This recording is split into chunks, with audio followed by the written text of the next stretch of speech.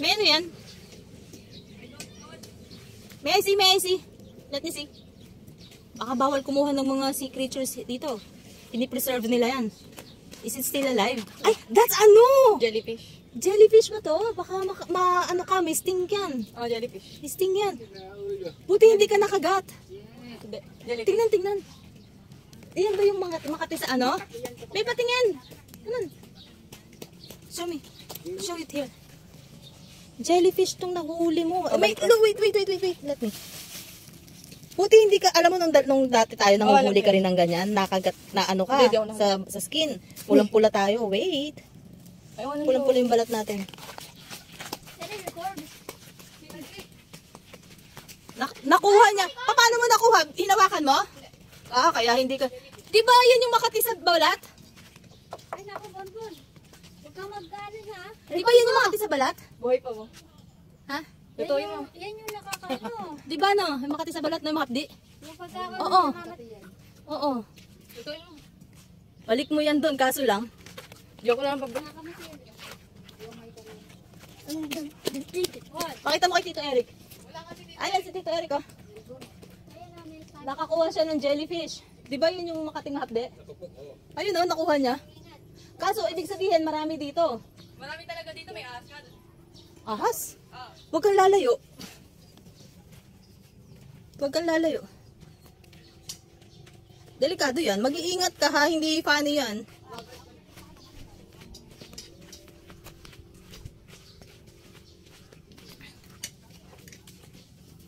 Tingnan. Wait. Let me see. Sige.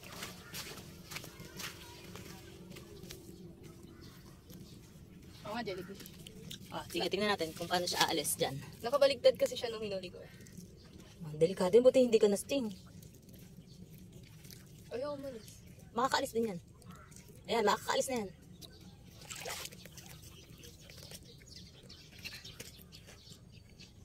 Oo nga, jellyfish. Loko ka, buti di ka na ano. Tingnan mo siya. Tanggalin mo yung plastic sa ilalim. No. Ayan, malis na siya. Lumayo tayo!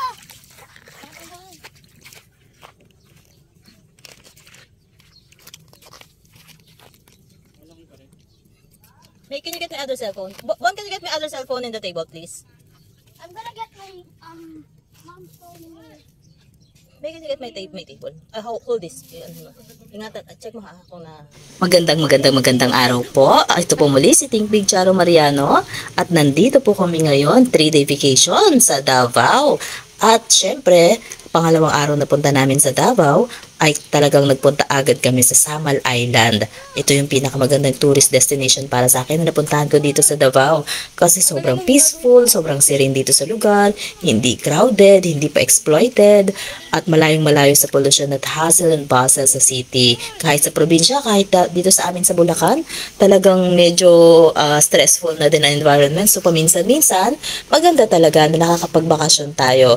At wag natin tipirin ang ating mga sarili. Alam kong mahirap minsan para sa atin na gumastos, pero worth it Worth it na magkaroon ng me time at family time at friends time. Kumaga itong mga kasamahan ko dito ngayon ay mga kababata ko na naging pamilya na din sa sobrang tagal na panahon. I'm 45 years old, turning 46, pero hindi ako masyado talagang mahilig na namamasyal. At ang nakakasama ko lang kadalasan, family ko, at hindi ako talaga palagimik. I'm an introvert person, so mas madalas gusto ko nasa bahay lang. Lumalabas lang ako pagka kumakain sa labas, minsan konti pag may bibilhin, pero kadalasan hindi ako mahilig mamasyal unless family talaga. At syempre, minsan obliga ka na lang sumama kahit hindi ka mahilig mamasyal kasi syempre family bonding, o kaya alam mo kakain ng masarap sa labas, yun, napapalabas ako. Pero dati kahit na 2 months, 4 months, hindi ako lumalabas talaga ng bahay. Nagpapadeliver lang ako pag may kailangan. Even sa mga small businesses, inuutos ko lang kasi talagang mas gusto ko, mas payapa ako, mas peaceful yung pakiramdam kapag nasa bahay lang, malayo sa mga stress na environment, hindi mo kailangang makisama sa ibang tao, wala kang kailangang i-please na tao, wala kang mga kailangang i-meet na deadline, basta may mga passive income ka, kumikita ka maski papano, hindi ka kinakapos, okay na sa akin yon. Kaya, pero pag tumatanda ka pala, from time to time, kailangan mo rin ng vacation outside your comfort zone. Kasi kagaya nito, punta kami sa Samal Island, it's a wonderful experience na makasama mo yung mga tao na mahalaga sa'yo at pinapahalagahan ka rin naman. So eto, kasamahan ko ang aking Yunica Iha, nag-iisang anak na 15 years old at banding na din namin to kasi alam nyo naman ang mga bata ngayon, nagiging nasa stage sila ng pagre-rebelde, curiosity, nandun sila sa stage na talagang mahirap silang i-please, mahirap unawain, lumalayo sa magulang, hindi mo na masyadong ka-close, hindi kagaya ng bata sila na talagang gusto nila nakadikit lagi sa'yo. Ngayon, hindi na. So, kailangan ikaw na yung maging flexible, ikaw na yung mag-adjust para sa kanila. Otherwise, lalayo ang loob nila sa'yo. At eto nga, dahil nagkaroon ng pagkakataon, nag-leave muna tayo for 3 days sa ating trabaho sa munisipyo para magkaroon ng bonding time with my Yunica Iha and my friends na talaga namang mula umpisa, sinuportahan tayo. At eto nga, nangunguha sila ng mga starfish. Sabi ko sa kanila, ibalik agad nila sa dagat. Kumbaga, pipicturean lang namin, videohan.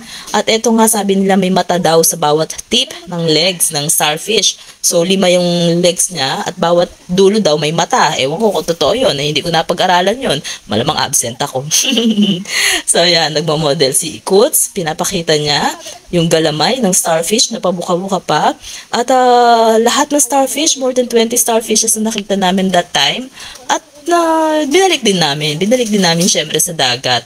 Pinakita lang namin sa video at pinicturan. Pero syempre, ayaw naman namin masaktan sila o mamatay sila. So, yun. At napakaganda experience. This is a wonderful experience for us all. Nagkaroon ng bonding talaga. Although, sabi ko nga, medyo magastos. Lalo na ako, hindi ka sanay na gumagastos. Ako kasi, sanay akong gumastos pag pagkain. Lagi ako nasa buffet, Vikings, Yaki Mix, mga Japanese restaurants. Pero hindi ako sanay gumastos sa pasyal-pasyal. Wala rin akong tiyaga. Pero eto, this time, na-enjoy ko siya. Dahil masarap kasama yung aking mga kasamahan. At puro biruan, kainan. At namili rin kami ng mga fresh na seafood like tuna panga, tuna buntot, kinilaw namin, pusit, the best.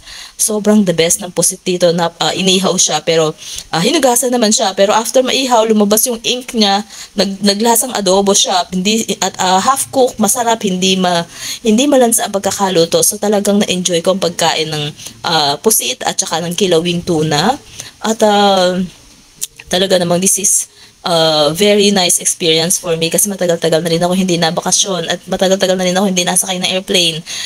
Dahil ko pa ang ignoranteng igorot. So, yan. At ewan ko kung anong ginagawa nitong anak ko, nangunguha ng kung ano-ano. Medyo natakot lang ako dyan kasi may nakita ako na worm. Takot ako sa mga bulate, sa ahas, sa mga gumagapang. Nagkaroon na kasi ako na medyo trauma dyan. May nakita akong light brown na bulate na gumagapang doon sa bato-bato. So, nag-inarte ako, nagchinelas ako habang nasa dagat. Sorry ha. Talagang takot ako. Feeling ko, pag nadikit sa akin, talagang diring-diri ako, pasensya na kayo. Talagang iyon yung sobrang takot ako. At nanlalata ako pagka nakakakita pa lang ako, how much more yung madikit sa akin. So talagang para ma-enjoy ko ang tubig dagat, nagchinelas na lang ako. At hopeful, lagi akong hopeful na walang madikit sa akin na ganun. Yung anak ko nga kanina, nakakuha siya ng jellyfish. Hindi niya naisip na jellyfish yun. Tuwan-tuwa siya. Buti na lang, nung kinuha niya yun, gumamit siya ng stick at saka ng plastic para mahuli niya. So kung hindi, malamang yun nangatin na rin siya. At nakakatuwa naman kasi hindi naman siya nasaktan, na-enjoy niya. At nakabalik naman yung jellyfish, baby jellyfish sa dagat, ng safe din siya. Natakot lang din ako, as usual, baka marami pang jellyfishes doon. Syempre, mangangati kami, mahapdi, naranasan ko na yun. At so far, naging okay. Super perfect naman ang naging turn ng mga pangyayari. At, ayun, banding. Ang tagal namin sa dagat. Iniwan ko na lang tong cellphone na nakasteady lang dyan. habang kami ay nagliliwaliw sa kung saan-saan. Alam nyo, people, ang narealize ko sa buhay, sabi nga ni Doc Willie Ong, ang stress, mas nakakagupo yan ng sakit. Kung halimbawang may sakit ka, tapos nalaman mo na may sakit ka, like Doc Willie Ong, mas lalo kang igugupo mas lalo kang madadown, mas lalong mapapabilis ang paglala ng sakit mo kapag stress ka.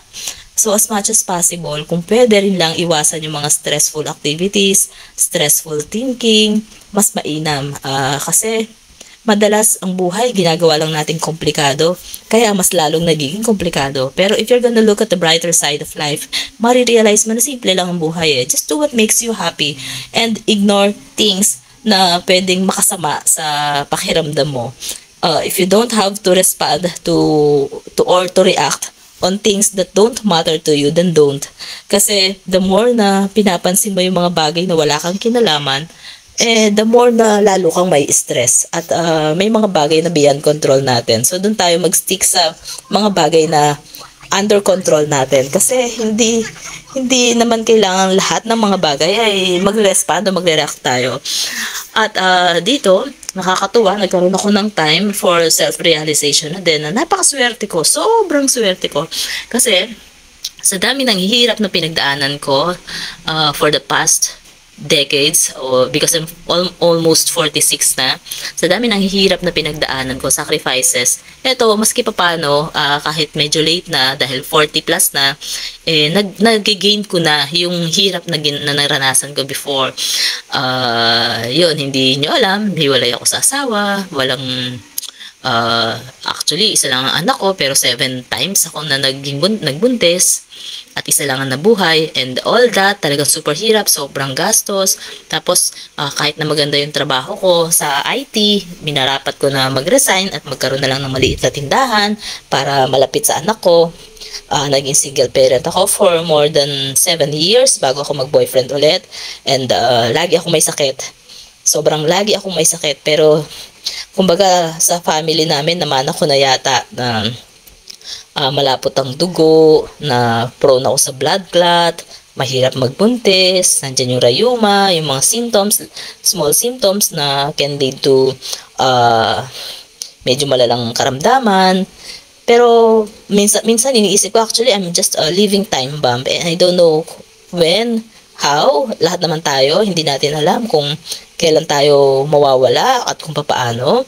Especially me, na alam ko, sa family namin, marami yung mga nagkakasakit. Same sakit kasi nga namana na namin. So parang ine-enjoy ko na lang yung buhay. Kain-kain lang. Pagkain lang naman ang gusto kong ginagawa. At hindi ko nililimit ang sarili ko kahit na bawal, sobra-sobra, o baka kasama, hindi ko na iniisip. Basta masaya ako sa pagkain, okay na yun. Total, wala naman ako ibang bisyo. At dito sa pagpunta namin sa dagat, nakakatuwa kasi sabi ko nga hindi crowded yung lugar. At maganda dito sa lugar na to. Kaya may enjoy mo talaga. At ito yung mga kaibigan ko, alam nila kung gaano ako kasungit, kung ako kaarte, kung gaano ako kaselan, samantalang tatamad-tamad naman ako. Yung tipong anselan-selan ko pag nasa ibang lugar ako, nasa ibang bahay, pero yung bahay ko napakarumi dahil ako naglilinis, yung mga ganon. At nakakatuwa dahil may mga tao natanggap ka kahit na ano ka pa, 'di ba? At kahit na maarte ako, tinatawanan nila ako. Minsan nagkakapikunan, pero kadalasan naman, okay kami lahat.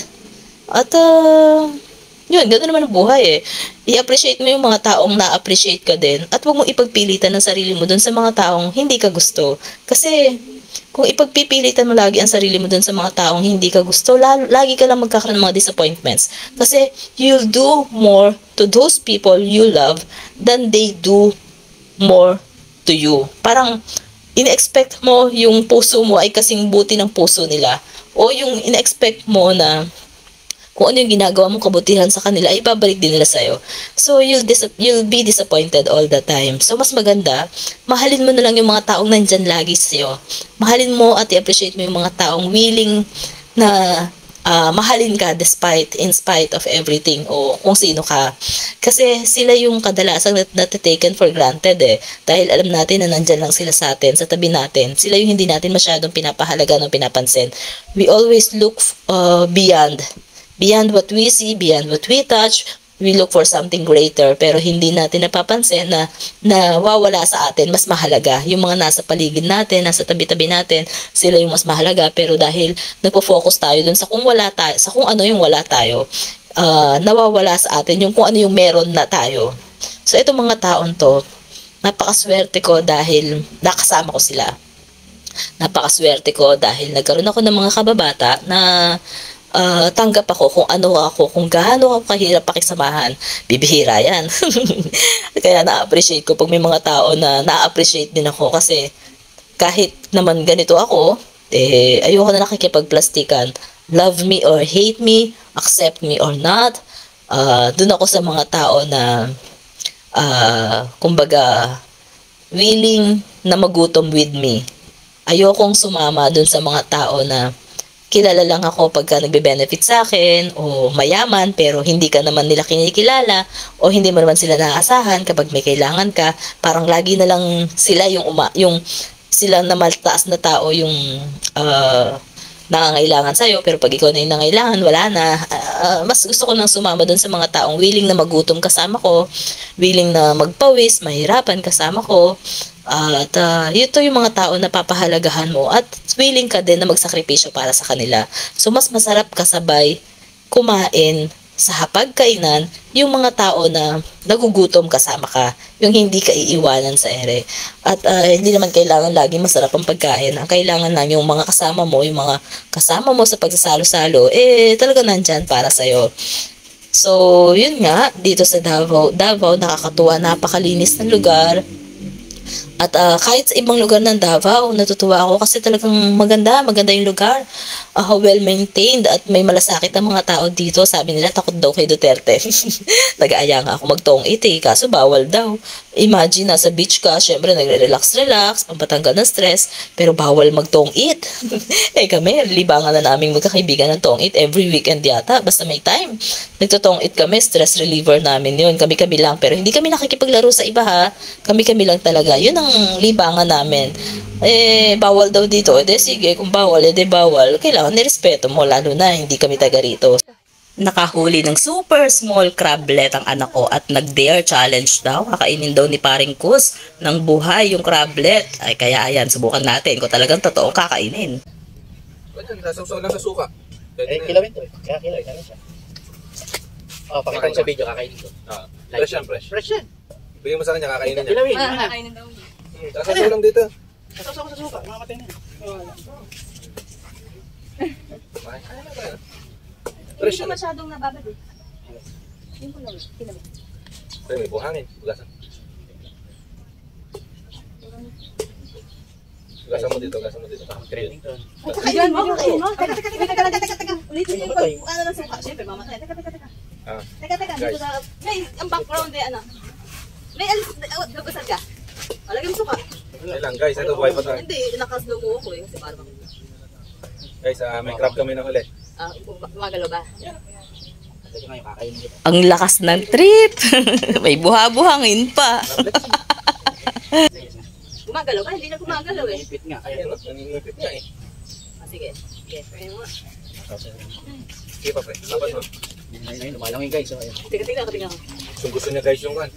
Suka. Bakit niya? Ayan, sige, okay. Kain ka na. Sarap yan. Totoo yan, kinakain talaga namin yun. Masarap. Nilawa. Fresh and fresh. Ayun, nilawa. May vlog lang eh. Andaya, niluwa. Pakita ka yung malalaki. Hindi pa tayo yan. Dami doon dito, bagus naman. Kaya kasi masarap.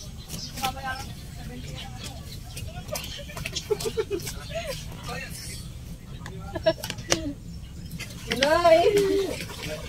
Ay, huli ka pa. Hindi ka ba? Huli ka pa yung malaki. Saan niya mo yung pagkain? Eh, dito Randy eh. Huli ako.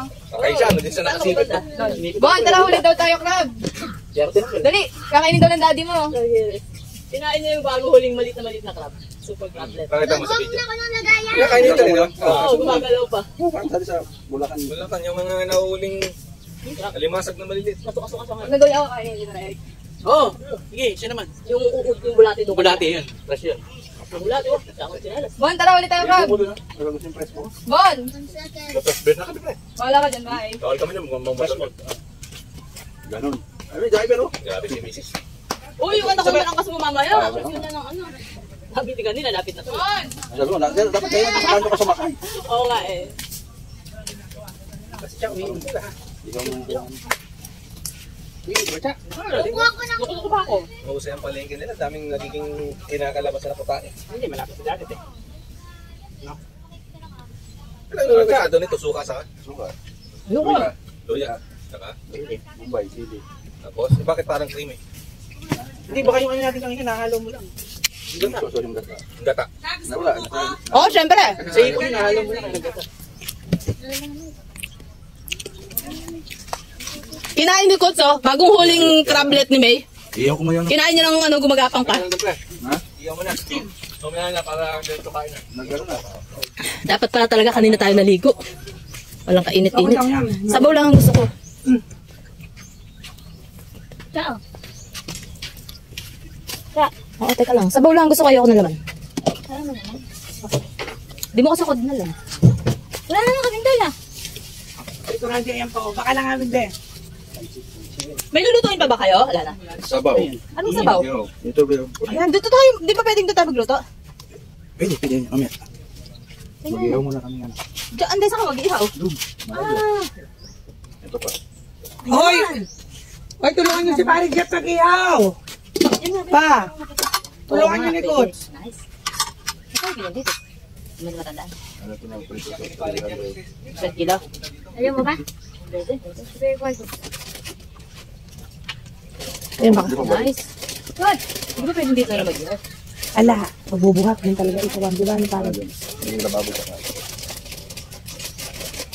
Okay, ano, kaya dala yun ng ihawan na portable na. Yan ang tunay. Ala pa dito? Marami na rin lang kami. Pwede mo ba hawakan yung isang ganyan na ano? Teka. Hawakan mo na. Tapos mamaya pagluto na. Wala ka mo ulit naman yan. Papatayin ko yung mga laganda. Thank you. Thank you. Pa nga, pa nga. O sige. Pa nga. Ngingiti ka naman eh, be. Pa nga. Yan, thank you. Blue Marlin. Wow, sarap. Inubos mo. Ayun, sasarol ako muna. Ito yung pusit. Pusit. Ang tawag dito, nukos. Sa Bisaya. Sarap ng kilawin mo. Yan ang Yan, kinilaw. teka. Sabi yan, kinilaw.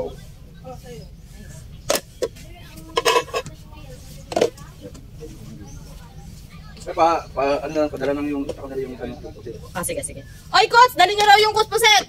Mag-iihaw siya. Ano? Pusit yan, dadalhin. Ay, tulungan niyo nga magbitbit si Paring Jeff. Wawa naman, siya rin mag-iihaw. Loko kayo. Loko ako.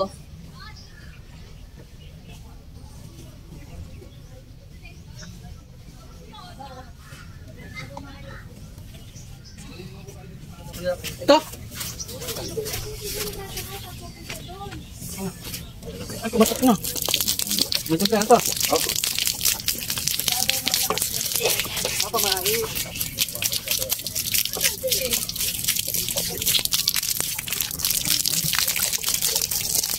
Yan na, kahit amin ang langgam. Patayin mo, ganun, patayin mo. Ganun, kaskas mo lang, kaskas. Ito, kaskas mo ka. Alam mo dyan.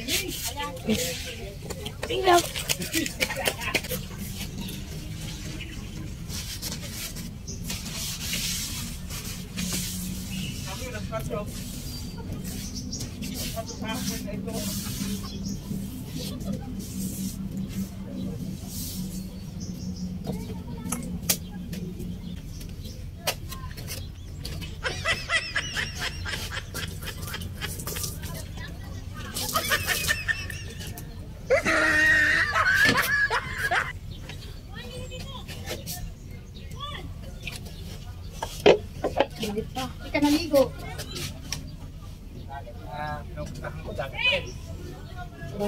Wala sila makita masyado.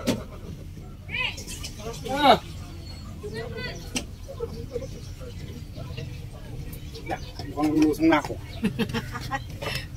Hindi tilapia. Oo, ang dalawa. Sabi mo, pakitagili-tagili din. Oo, Mamaya, may sige na, baka masunod.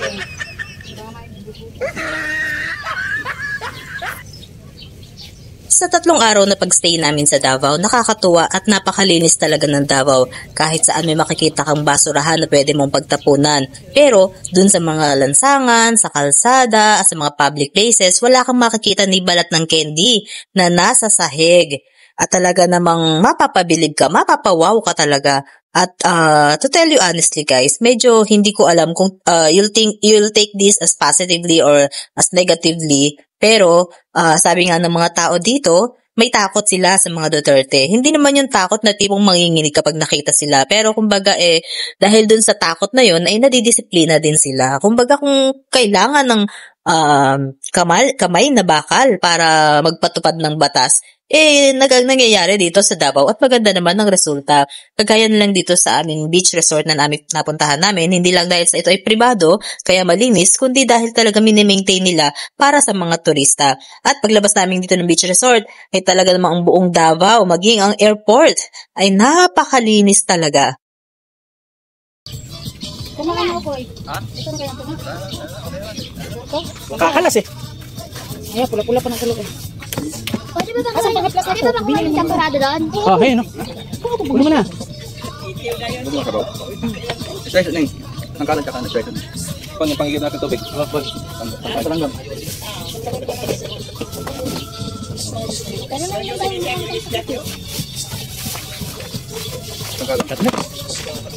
At eto na nga ang aming chef, si Chef Jeff, na piniprepare na ang aming kakainin. Maaga pa, mga 8:00 pa lang na umaga dyan, pero naghahanda na siya para sa aming kakainin. Kakaluto lang niya ng pansit, pero eto at nag-uumpisa na siya para gawin ng kilawing tuna. Napakasariwa ng tuna, ganun din ang pusit, ang sarap-sarap. Kaya nung nag-ihaw siya ng tuna pa nga at saka tuna buntot, sabi ko, wow! Diyos ko, mapapakain na naman ako ng marami nito. Nagjejeta nga ang lola nyo, pambihira.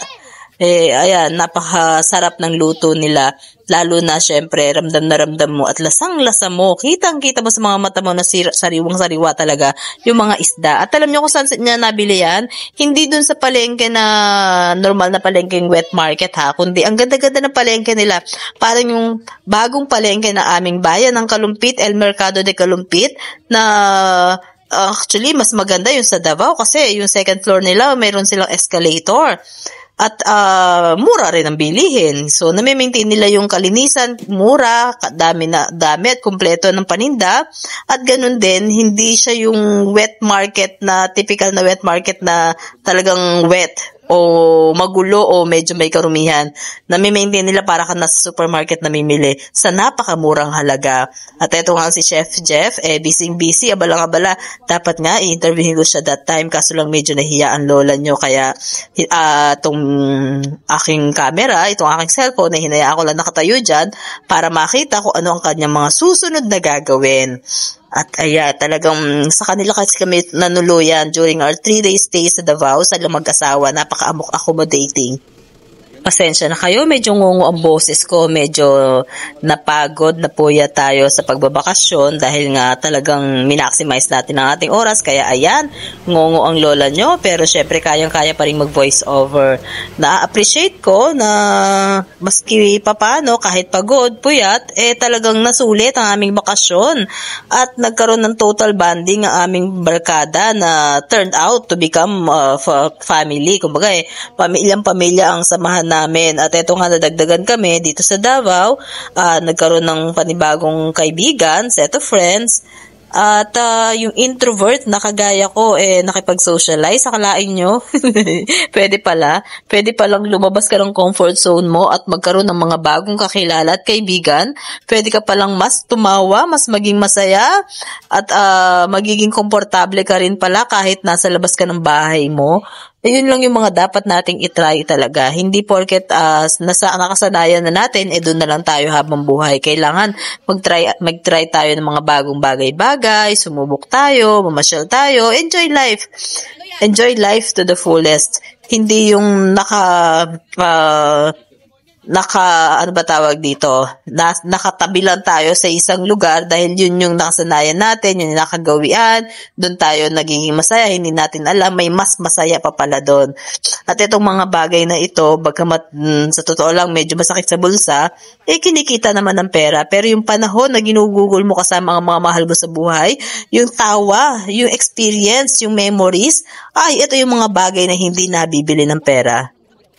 Napakasipag, napaka-hospitable, napaka-accommodating, napaka-mapag-istima, at napakababait ng aming mga host nitong mag-asawa, si Jeff at saka si Grace. Kasi talagang alagang-alaga nila kami, sila halos lahat, tinutulungan namin maski pa paano, pero syempre, hindi enough para dun sa dami ng gawain. Kasi mas minabuti namin na magluto, mag-prepare ng sarili naming food, kasi gusto naming makatikim lang talaga mga sariwang mga isda, gaya ng tuna nga at saka ng pusit.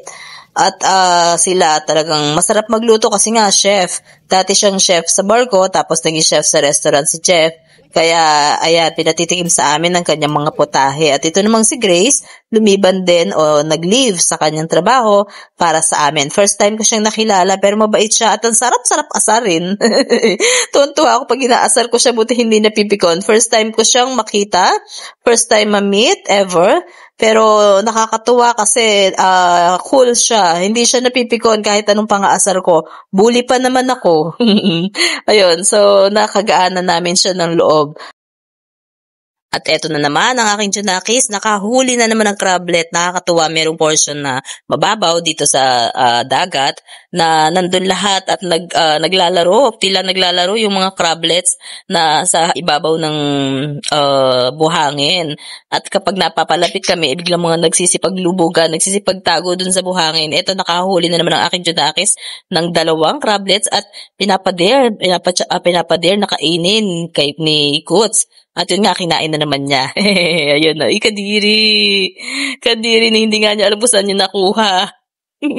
At eto, ang masarap na tuna belly nga. Ay, tuna pa nga ito pala. At saka yung tuna buntot na nabili namin dun sa palengke na yun nga, yun yung pinakita ko kanina na naihaw na, pero pinakita lang ulit ni paring Jeff kung gaano kaganda, kakasariwa ang mga isda at pusit na aming nabili sa kanilang market. At yun ang kilawing tuna na pagkasarap-sarap talaga, hindi siya masyadong maasim, yung nga medyo maanghang, hindi kumakain ng maanghang lola mo, pero dahil sa masarap, napakain tayo.